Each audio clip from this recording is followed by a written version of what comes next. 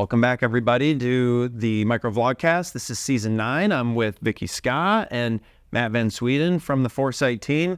We're talking about some approaches to sustainability that we take here at Foresight. We call them our principles.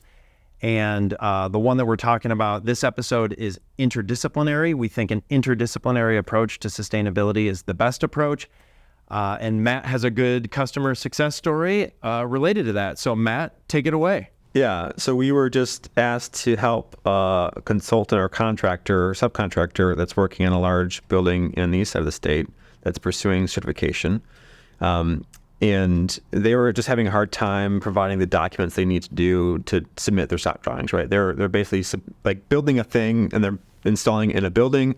And in order to do that, you need to like submit your plans, and the architect looks at it and make sure it's okay. And then a lead administrator will kind of look through it from a lead perspective and be like, here, is it compliant with all the credits for targeting or no?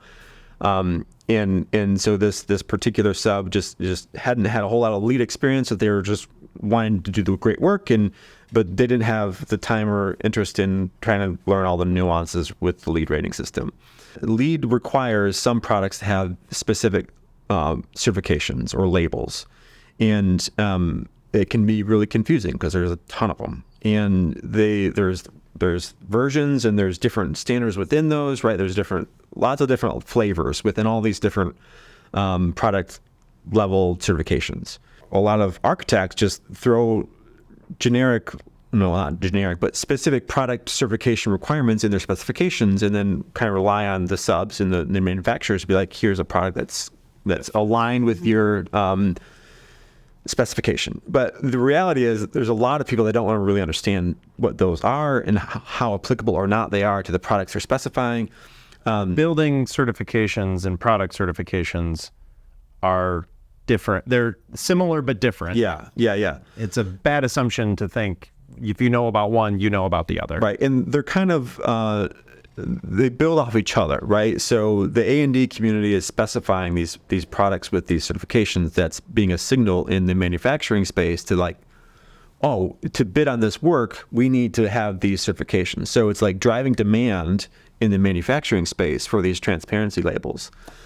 And if you don't have the nuanced and disciplined understanding of like what that takes from a product manufacturing perspective, it's less easy to navigate, right?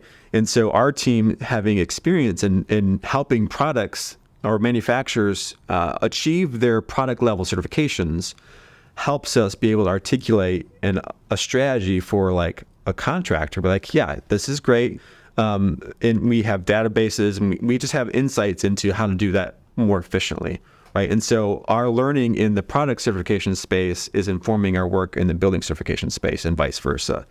And I just love that marriage of skill sets, because it's allowing us all to do our best work. And also, like, it's allowing our clients to do their best work, because they don't have to worry about all the nuance in the weeds of all these different certifications and standards and labels. They just have a trusted partner that can tell them what they need to do, and then they can do what they do best. In this case, build stuff for a client, right? Like that. They can be distracting and just kind of like a hard thing for some in the construction industry, because this documentation can just be like just a burden, right? Yeah. And so in this space, we can just provide real value by doing a set of tasks really efficiently because of our interdisciplinary approach. Yeah, no, that makes good sense. Yeah, it's not. There's not a ton of firms out there that have the product level expertise and the building level expertise in the same place. And so we try and bring that approach to the client and drive more optimal outcomes, or sometimes just avoid a waste of time. Yeah. So very cool. Well, thanks everybody for joining us on this episode, and we'll see you again soon to talk one more case study related to interdisciplinary approach to sustainability. Thanks.